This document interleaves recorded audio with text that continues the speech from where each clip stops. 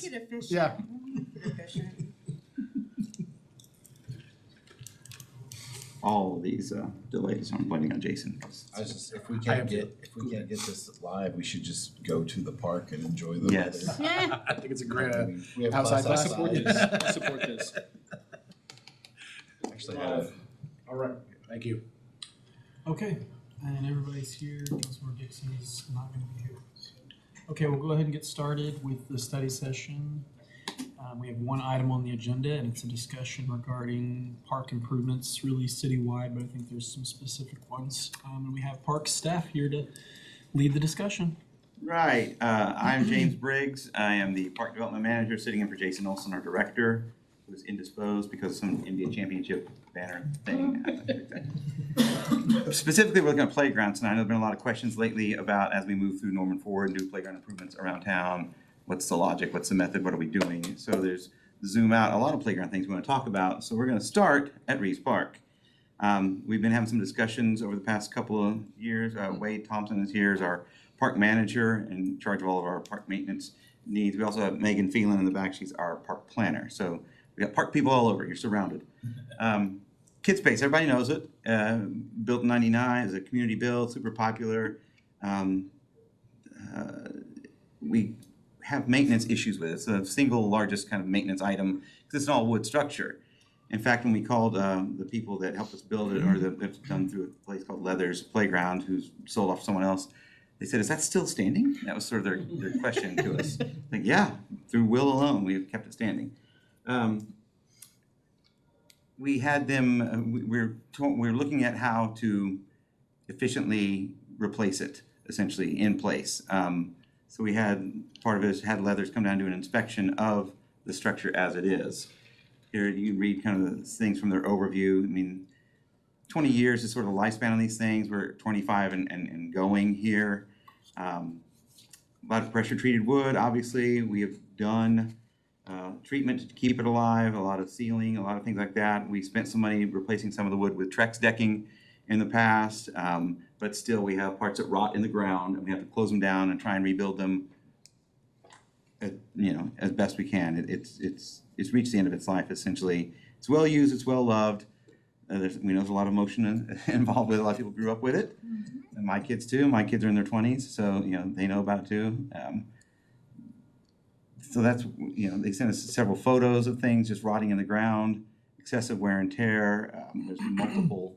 This is a main support post and part of it. I mean, everyone knows what it is. It's a large system of decks and slides and things. Even the framing, things are splitting, things are breaking. We do a really great job. Waste guys do a great job of maintaining it and keeping it alive and keeping people safe on it. Decking, like I said, we did some Trex replacement, but we still get wear and tear even on that, which is a much long-lived material. Handrails, we always want to be conscious of those, not because where people touch and do things. Wear and tear all over the place. So if you look at everything, I don't think you're going on to the next grade with those types of D's and C's. We got a B minus on the Y top slide, so we got that going for us, as they say. But a lot of near failure on things, and C at best, C minus, as far as all these things are different components between, whether it's a left turn tube, miscellaneous spring toys, bridges and tunnels.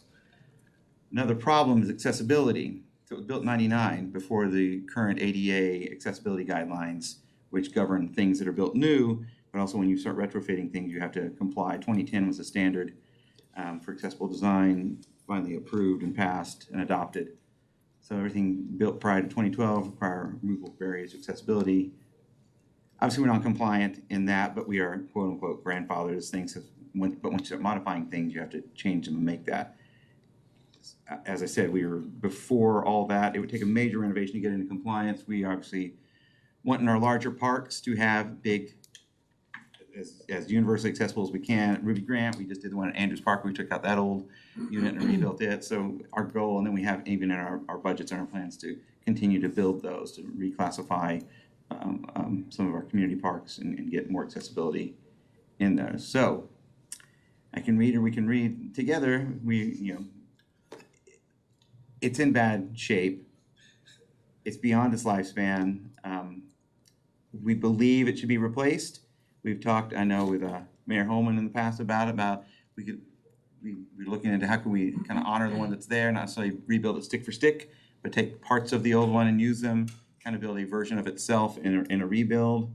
Our renovation options are there, but it's really expensive, and then you're still in life support even if you go through all of those things.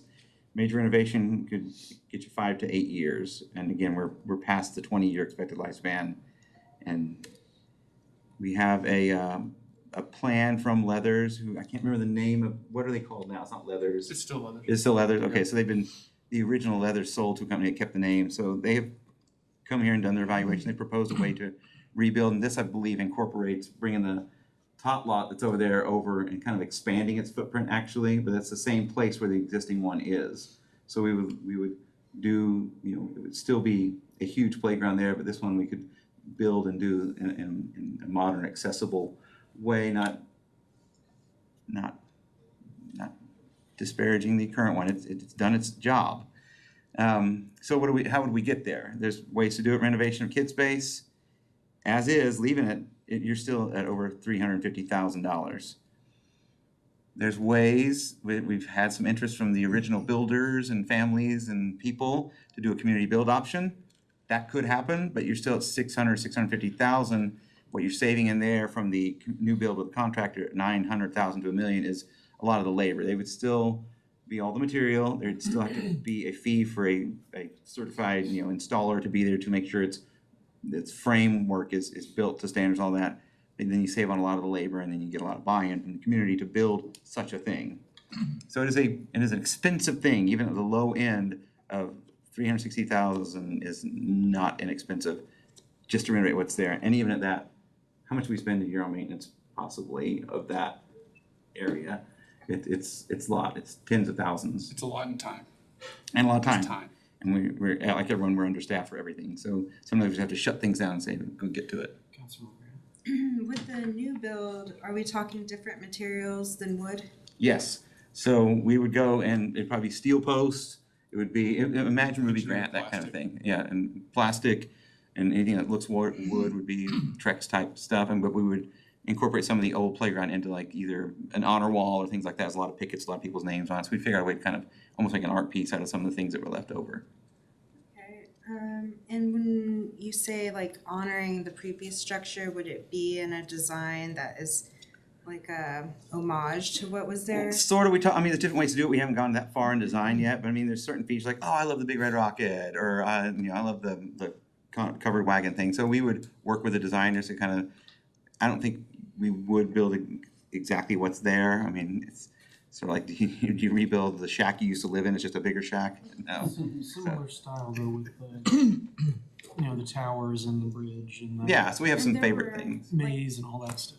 Interactive, I want to say like maybe musical features. Oh yeah, we put those in our other ones. So yeah, that's a common thing that's So those things available. would get to stay or maybe even be New version upgraded. of it, Yeah, if there's anything salvageable as a standalone, we could look into using that again. But I think, like I said, the best solution is do build new, and save some things almost like as a standalone art piece or something that was tell the story kind of thing. We have some possible funding mechanisms. Now that we've gotten into the upper tier of TSET, we qualify for additional grant funding from them. So we'd be an automatic practically for the $100,000, but then there's another $150,000 we were available to apply for. So there's some of the cost there.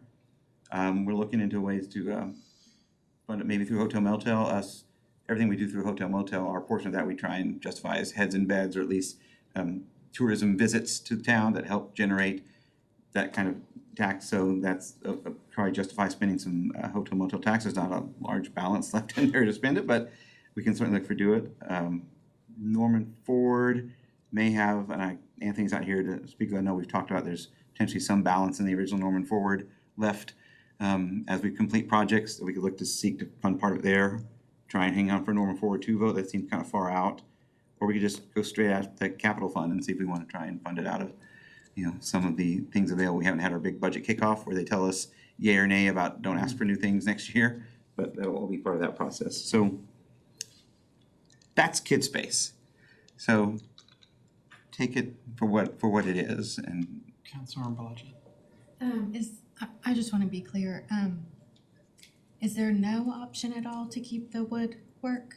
So that's just, is that off the table? well, that's that first renovate Kid Space at $365,000, and then it's still a wood playground that will need another tens of thousands in maintenance because there's just no way to keep it in the ground. Like I said, they were stunned that it was still standing. So usually they had a lifespan and got to the end of it, but not really. Okay. I think over the past 3 or 4 years, we've replaced, I think, 8 structural posts. And that's shutting it down, so it's unusable while we do it. We have to just like tape off certain areas, like Tape it off, support the whole deck, and then pull the old post out, place the new post in.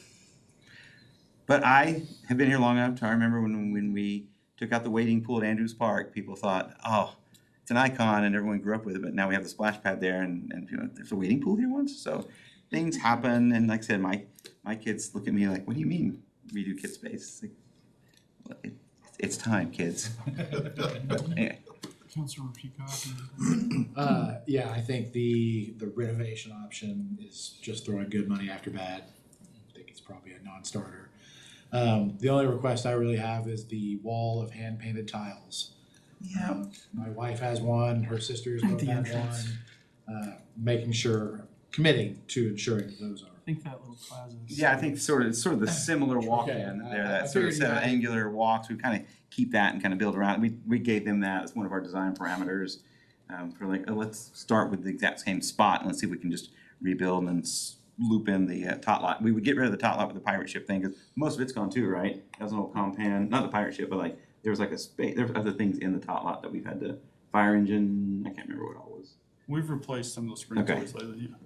And the only other comment, and this is getting nitpicky and kind of a wish list, but if you could do sidewalk around the full perimeter of the playground instead of plastic borders, I just feel like that's Yeah, a little more of accessible. That almost has to be for poured in place surface. That's kind of that's Yeah. what I was just about to say. If you Again, transition imagine Andrews Park. to I poured mean, in place at a certain point instead of wood chips, then it's just you got a border already. oh yeah, we're way deep into the no more wood chips. I love it. you know, Thank you. We're on the same scenario. Thank you.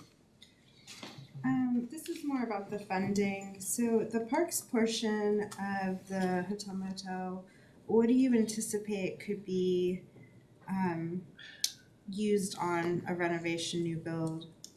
Or Again- sorry, new build. Again, I don't know what the projected balance is. We have some of those funds committed over the next few years. We're paying on some of the things at YFAC.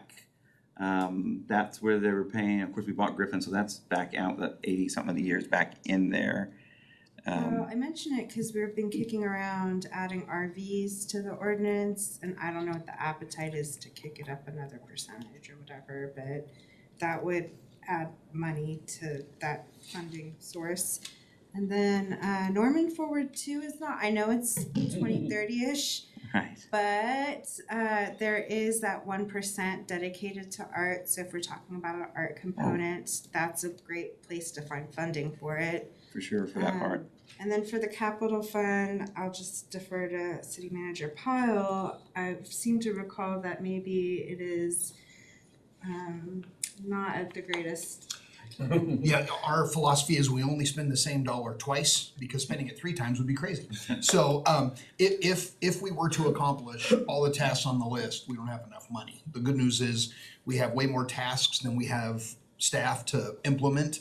So we don't ever deficit spend. We just, the list of things to be accomplished is great. We do have another 108 hotel rooms permitted off of Rock Creek in 24th Northwest.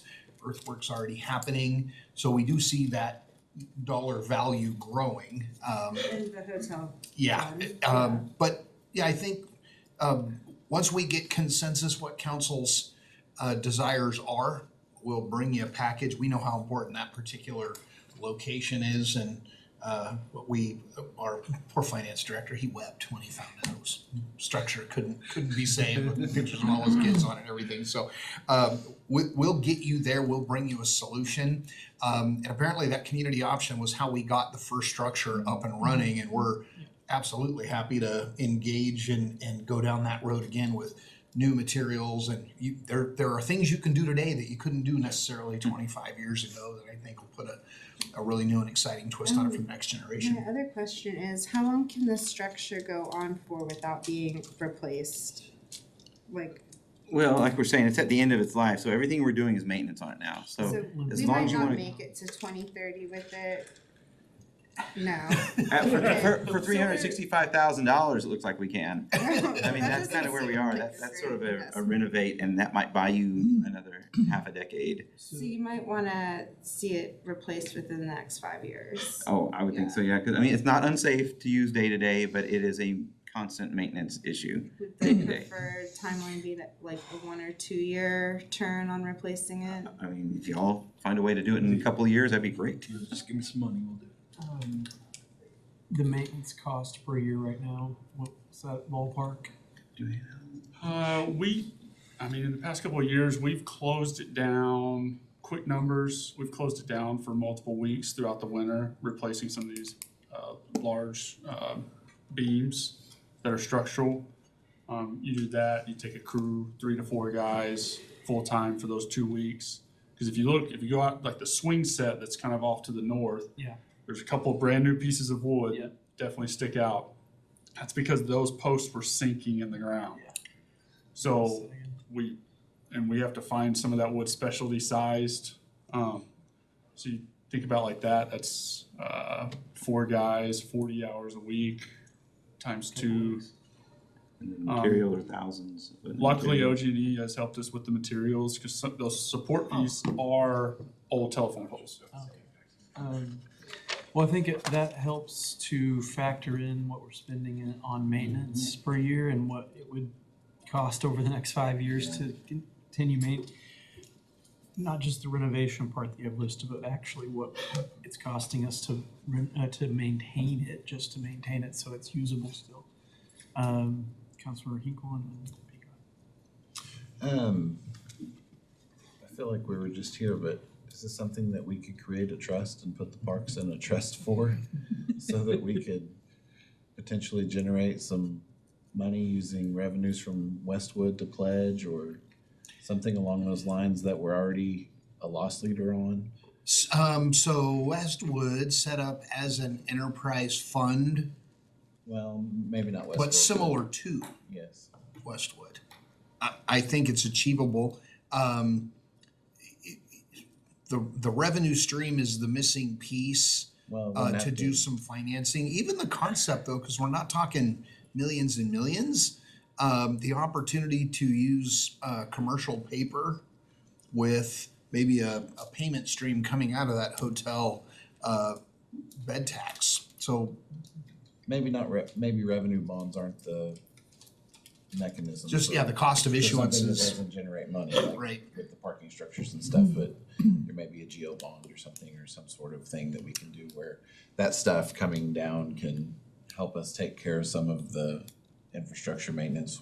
Could be a very sexy component to 3 or 4 items that may add up to a very realistic geo bond question. Cause I know we have some very large aspirations for Andrews. And I'm hearing from constituents all through my ward and all through the city about not saying that our parks are in terrible shape, but there is repair that needs to be done.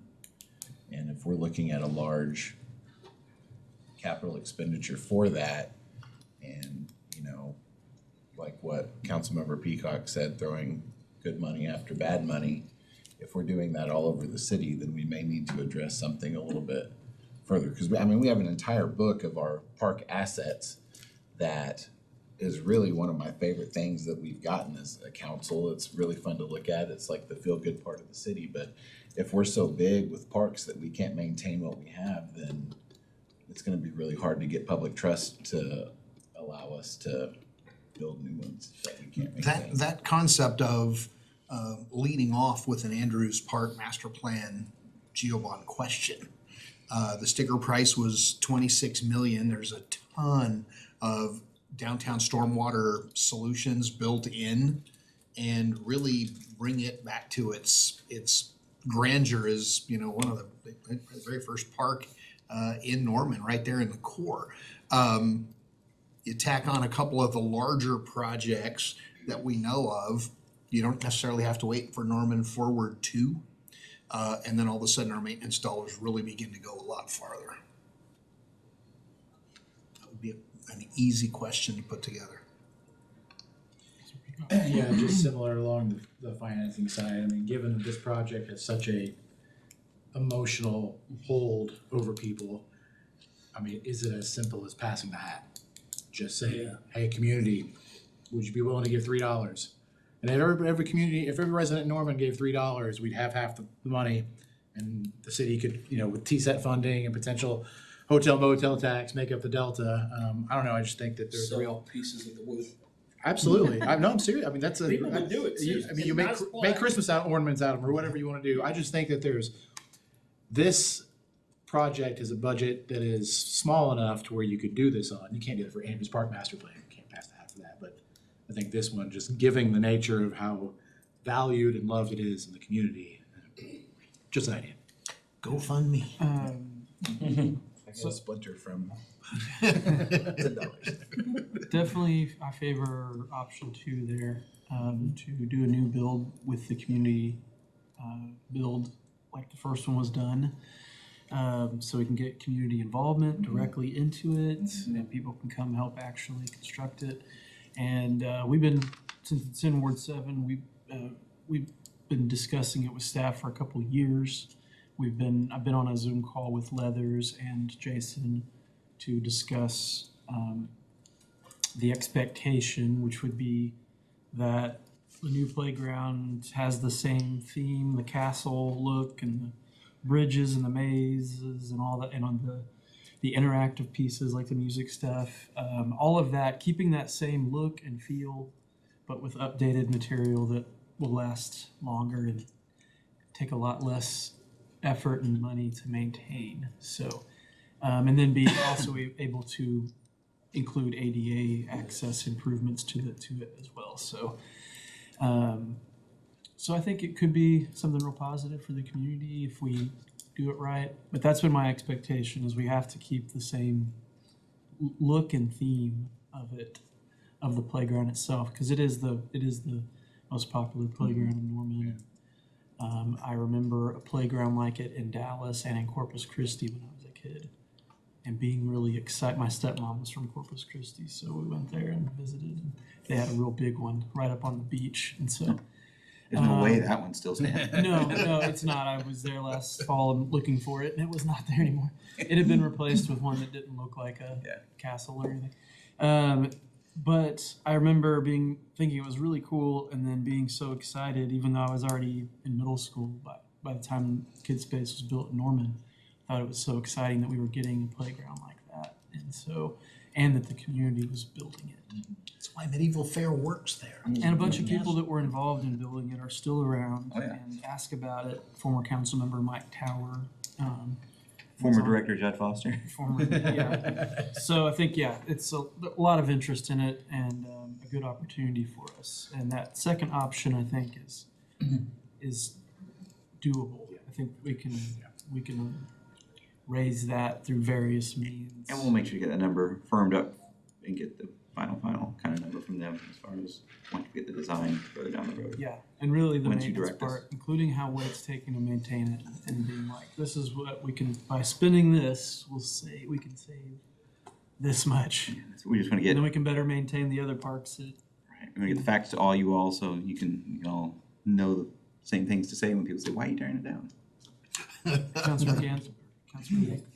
I just wanted to add in, like, it'd be nice if we could go big on this and really create something just with Medieval Fair and Juneteenth and 4th of July and all of the new activity with the fields out there, and then its proximity to Love's Field, how it'll be more than likely panned to as, you know, on television for as a representative of our city. Just seems like a Olympics. 4K, Norman in 4K.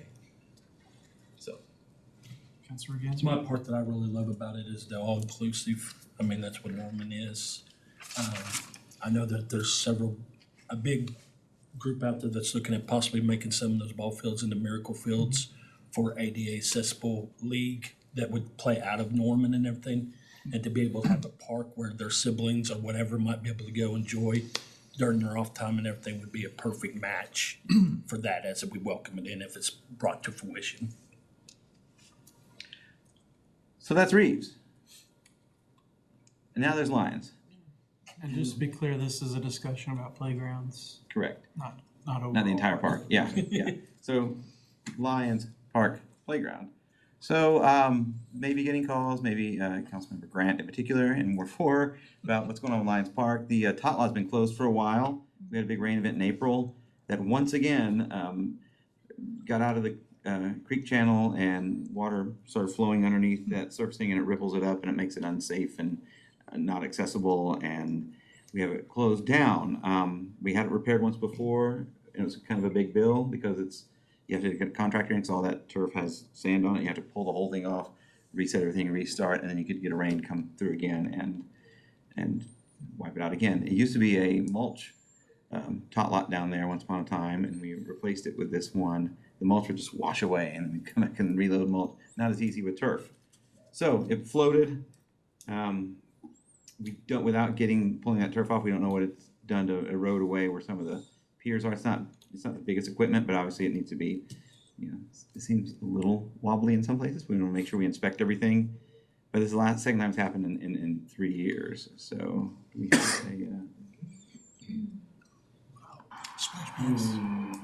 so that's how deep it was running. And all that's just rippling underneath the old playground. KOCO came down and shot some video for us. Or they were just reporting on the torrential rains back then, but this was just in April of this year. It was our wettest April and wettest May in history, they say, and it looks like, yep. It's not uncommon for that park to be flooded like that. Right, and it's built right on The improvements to the work that's going on south of Imhoff right now might help with Yeah. that. It's The a stormwater. detention pond at Andrews Park master plan might And help it's address all- that. all together. Yeah. So we flooded. You can see kind of where we have, it's just a rippled. We put our sandbags out, and they were overwhelmed. You can kind of see a lot of where it's just not safe for use at the moment. You can see the other playground kind of off in the background, which factors in a little bit into what we can do. So we can relocate the playground uphill. Basically, if you go west, way towards the sidewalk on the western edge of the playground, you're not completely out of the floodplain, but you're not in the floodway. You've gotten out there. We probably want to go to floodplain committee, try and get a bit of a elevation change, like get a plateau to build it on coming off of that sidewalk. That had to be approved. Do some compensatory storage of water somewhere. So there's a lot of things that happen to that. Reuse that equipment would be a good thing because it's not that old. So we could reuse that, just build it uphill. We're working on getting some numbers for that. We want to, big picture, change to a community park status for Lions Park because we do so many community events there all year long. That would make this park eligible for some community park funding, which we have, some unprogrammed monies in that in the park development account.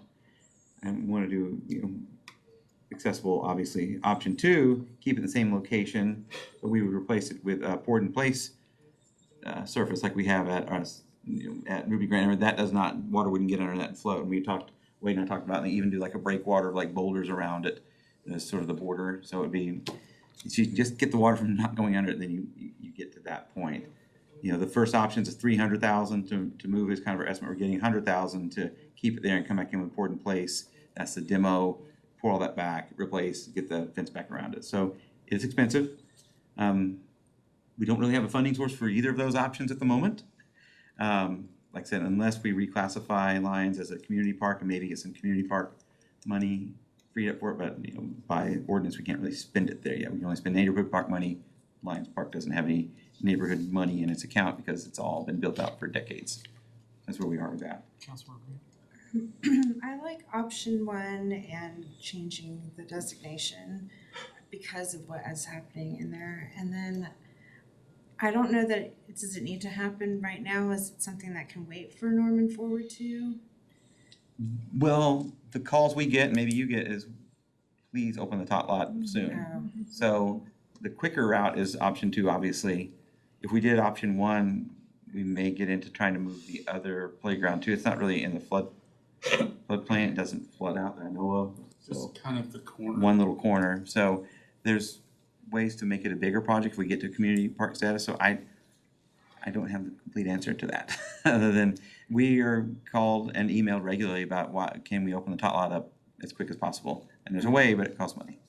So the tot lot, could that be moved and the other parts upgraded later? Or- This is the tot lot movement, that's the 300,000, Oh, that's to move it, because we would have to build a plat, we'd have to do some construction in there to get it, because I think it would not pass what we showed preliminarily about going to floodplain committee, what we showed them, it's like, oh, you're gonna need to build that up, you're gonna need to get up on a plateau, and then you're gonna do compensatory water storage and build sort of detention on site somewhere in the park, and do some other things, or we wouldn't build a pond, but you just had, even when we renovated the restroom there, we had to build a little tiny, you know, couple of 100 square foot depression in the park that would could be compensatory to water storage. So yeah, that's that cost. To bring in the other one, we'd add another couple of $100,000 to it probably to get it moved too. So this is just that.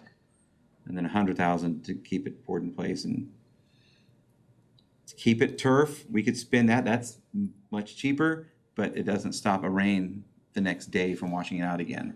So it's not a great option. would your blend be to do option 2, but pursue community park, and then maybe in Norman Ford, think about like actually upgrading? Yeah, absolutely.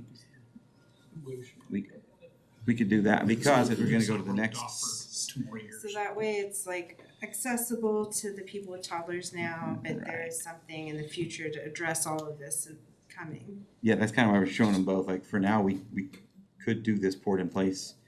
I think it's a lower bar to get to. If we get it opened up, and then we would definitely work on the redesignation.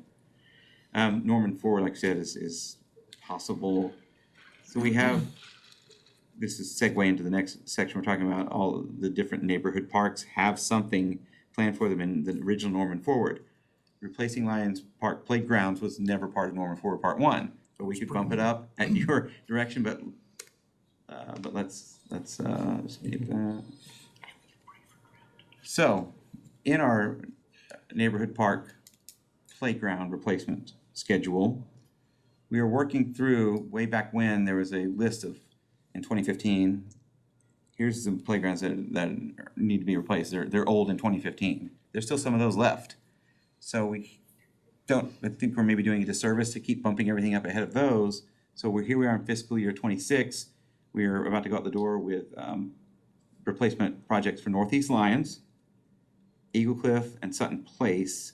Lions Park we put on there just if there's a way to like do one of the $100,000 project, something we can maybe see if that's a way to fund that either out of Norman Forward or a combination of other funds. So I don't know where that goes. Next year, keeping on track, looping back into the original list of things we need to do, Oak Tree South, which may be able to help itself because it has a large amount of money that's been sitting in its account for a while since they built all those apartments down there by it. Kiwanis for sure, Springbrook for sure, and Chisholm Cattle Trail all have reached the end. And we know and we realize that here in 2025, all the ones that weren't on the priority 1 list have gotten 10 years older, but the ones that were in the original replace them now list are still sitting there. There's these few that are left, and those are the ones you see now. And then the third year, Alliance Memorial and Normandy are the last 2 on that replace now in 2015 list. And we would, at that point, reevaluate all the other ones, see which ones have now become the highest priority. And there's many. I just would love to throw in that my vote would be for, to do what you have to do to replace it now to get it open. Just because I'm at that park all the time, and every time I'm there, there's always people going up there and shaking the gate. Why can't we get in here? And that's every time, and I go like every weekend. Yeah. We love that park. But I also, as a Ward 7 council person, want to definitely say, please don't move Eagle Cliff Park renovations. Don't bump it down. Yeah, please don't, please, because that, I hear it. We've heard that. Yeah, I hear it a lot. I had a conversation with Jason the other day about it, because I told him, like, people are talking to me about, when is that park due for a replacement, so. And none of the new sections of Eagle Cliff included any park land, including the one that we litigated and all Right. that. Their whole proposal was using Eagle Cliff Park, which was a pretty good distance to walk from the end of the neighborhood all the way up there, so we'll see. But there should be funds being paid into our fund for Eagle Cliff Park Eagle Cliff should be fine. for all the new houses that are continuing to be built down there right now. Northeast Lions is basically going to be a new playground because there's barely anything left in Northeast Lions due to the vandalism it had over the years, because it, basically, they would try and keep these things limping along, but there's just sort of the remnants of Northeast Lions Park there. And then Sutton Place is one of the older ones, Oak Tree, like I say, can help South Kiwanis, hanging on, A Springbrook. question about Sutton. Councilor Grant first and then. Oh, sorry. I see Anthony Francisco is here. I had a question about capital improvement fund, like if there were some Ward 4 projects that I know have been like earmarked but are gonna blow their budgets. Could it be something where you could like claw back from something that was earmarked and say, hey, I would wanna put it towards this? Yes, if you wanted to cancel a project, move it back 3 or 4 years or something, Yeah, and use those funds that you've allocated for the dish, you could do that, council. okay. Cause I'm pretty sure there's something that is an alley fix that is way more expensive than was allocated that could be put off because that's gonna be a bigger project. You're talking about for Lions Park specifically, like that? Yes, Okay. so this is a project in Ward 4 that was capital improvement fund earmarked. I don't think it's gonna happen anytime soon. I would not have a problem switching some You things look at around. Anthony Francisco and all those kind of things. Yeah, and I don't know the specific project that you're talking about, but just, logistically, you could do that. Okay. I'm actually good. Okay, So, Councilor Peacock. Along the lines of what Councilman Green was saying, is there a hybrid option? I know we're trying to get away with the wood chips. But could you just take the turf off and dump wood chips on there for a 6-month season and buy it? I'm just thinking that might be cheaper than the port in place. It's not as much of a long-term I investment. don't know, because the Get turf washed is out. a thinner profile. Oh, it is So in order to get a foot of chips, Yeah, but you that need to makes be sense. impact, you may bury half of the equipment. You have to Because we excavate. can't, yeah, we'd have to still Yeah, pick it up and reset it or something. there's all sorts of fall heights and all that. Yeah, there was stuff an too. old Big But it's- Toys unit that was there years before with the wood chips, and it all went away. So this is all the new equipment that came with the turf. Okay. So it's set at a different elevation. Just trying to figure out some way to get it open without spending a bunch of I don't think we money. can get a Because I foot. think moving it is the ultimate goal. I think that's what, Port in place would work Yeah. if we took the one that's there and did a port in place, because it's thin like okay. the turf. So that would work. We wouldn't have to reset it. We would just keep it there and then tear up the turf, regrade, and then do the port in place. But Let's do some math. yeah, okay. Would it also, I also had another thought, I mean, would it help to do like a perimeter stormwater drain? I mean, not necessarily the entire park, but maybe, We'd have to have the engineers approve something like that, because I don't know if they would permit that. I guess it wouldn't have, in that video, it wouldn't have mattered. Because the drain wouldn't work, yeah, I well, mean, that's what, there's I nowhere know, for it to I know go. normally those turf, they've got under drains under the playgrounds anyway, but there's so much water. Yeah, most of our playgrounds are built way away from, say, a Yeah. flowing, Yeah, you no, that know, makes sense. I was 100-year flood. trying to tease out all the different options. Yeah, we'll do some math like Wade said, and we'll come up with some Yeah. options, we Yeah, can kind we'll of give look you at some. Fall heights and depth and aggregate. Yeah, I'd See say what the we do. community park change and then doing the slab and then long range planning. If moving it's really that big of a deal, then plan for it, but. Right, we just want, And James, I'd mentioned to Mr. Olson, the tennis courts. Mhm. Needed to be resurfaced. I don't know if that's on our list. I yes, know you guys that's do something we can do. Court stuff all over the place, so, Yeah. just in terms of all that's coming in terms of maintenance, cause it is heavily utilized. And is that so that tennis court's ours, and is it just free and open, anybody can just Oh, yeah. go in and Yeah, start you just playing? walk up and push the button, or So if there's no it's night. revenue coming off of it? No. And is that the only tennis court besides Westwood? Is that the only tennis court that we? No, we have one in Rotary, one in Normandy. We have two still at 12th 12th Avenue Rec Center, and then we have the pickleball courts at 12th also, but half of those we kept as tennis. And then we have the one at Bentley we just built. Okay. Yeah, we just want to kind of reset and say there are still a few that were old in 2015, these that we still need to do. And then the main note is there at the very end. We want to reevaluate everything else at 28, because we have 1, 2, 3, 4. I mean, there's still another 25 of them that will need to get redone even after Norman Forward. But again, Norman Forward 1, the budget was not to replace every playground in town. We had Do about some improvements 15 in that the needed playgrounds, and the rest were just other stuff, where they're building basketball courts, paving gravel trails, and improving all this park And furniture, adding things, The trees. neighborhood parks, you'll be meeting with residents. any Yes, input for whenever- things like that? So that's, I think, I mean, there should be one that says questions, but It's implied. Okay, Councilor Pico. I do have just one question. It's kind of overarching. We talked at our retreat, the idea of increasing park connection fees. Am I getting that Park right? land dedication or whatever. oh, yes, park impact, or Since the 70s, I think. Yeah, if we Correct. were able to do that, is that a funding source that, I mean, I don't know if it addresses all the challenges, but. yeah, depending on how they structure it, if there's an increase in, because we collect $150 per unit of things built.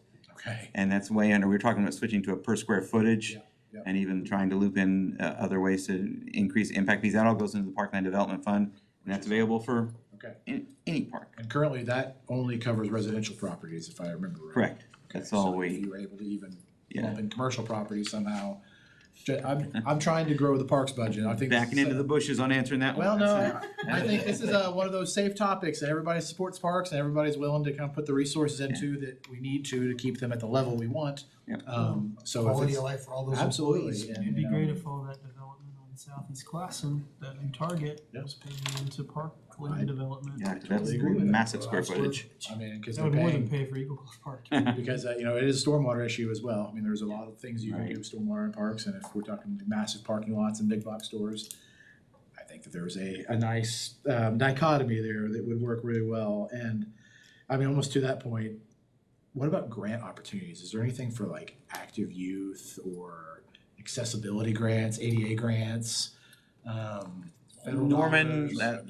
like with transportation grants, we don't always rank out as the most needy. Right. So when we have a dedicated funding source or in multiple sources to fund things like this, we generally don't get a lot of points. And there's all sorts of tiny grants, but it's almost not worth trying to get $1,000 for a $300,000 project. Gotcha. So What it's kind of about, I don't even. Thank you, I appreciate it. robbing a bank.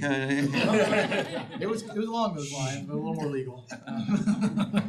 This is just for y'all's information, that if people in your wards, and we know they ask you all the time about what about this park, that the two messages are, we don't have the money to do everything, even in North Ward 1, and there are some that still, and maybe there's one in your ward, so pick your favorites, so some are gonna get it, but that we're just gonna have to reset when we get to the end of North Ward 1 and see. Obviously, North Ward 2 would incorporate everything else, that's sort of the message, it's like, build a lot of trails and replace all the rest of the playgrounds, because we need to give you a maintenance schedule of every 15 years of replacing them. I mean, we still, things that aren't on this list, we still have playgrounds that are 26, 27, 28 years old since they've been installed. And they're well loved and they're used to death. So it's not like, there's a That's few that are not bad, though. vandalized to death. But those are not as many.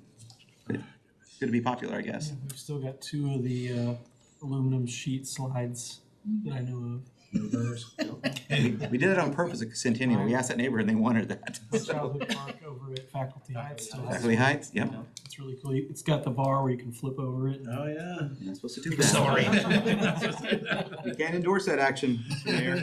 Yeah, well, And we're building more, like we're getting ready to build Blue Stem Park down there by the links.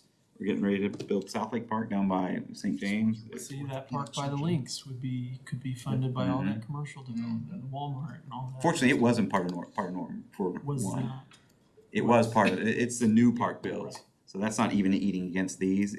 There's a separate couple of million for the new parks. So thankfully, that one has its own budget. Councilor Peacock. Yeah, not to like add so many bonds and trust structures that we can't keep up, but like our street maintenance bond is so successful. Is a park maintenance or even a playground maintenance bond a thing? Very small ask, just a little bit of chip away every single year. Yeah, because it's not a parks are not a utility, so they would require 60%. Yeah. Sidewalks are not considered a public utility and parks are not either, so they require in Oklahoma 60% And I don't know what voter that approval. does. And maybe we could get it, I mean, yeah, that's not a deal breaker, but I know last Yeah, look what time, they did up north. and I can't even remember when it was, but there was a sidewalk bond years ago, way before I was on council, that was attempted and failed, and it may have gotten more than They 50, got more than 50. got more than 50, but not 60. And just as a question, if that were to happen and we went ahead and we issued bond debt in that capacity, we would be paying to service those debts from the general fund? No. No. There'd be a property tax. At the same time the voters approve the project, they approve the property tax to pay for it. And off the top of your head, do you know our current bond capacity now that we have the bridge maintenance bond? Well, there is no limit to what the voters can approve, except for the economic development bonds that are limited to 10 mils. But if the voters approve it, there is no limit to the general obligation capacity. Okay. None that if we go over a certain level, it hurts our credit rating or something like that? The bond market loves voter-approved GO bonds. Oklahoma City just approved 2.7 Yeah. billion, so I don't, the market loves general obligation. That could, that would fix every infrastructure problem. Well, it's just it's an ongoing $2.7 revenue billion. source, and I don't know, like I said, just pointing to the success of the street maintenance bond. Yeah.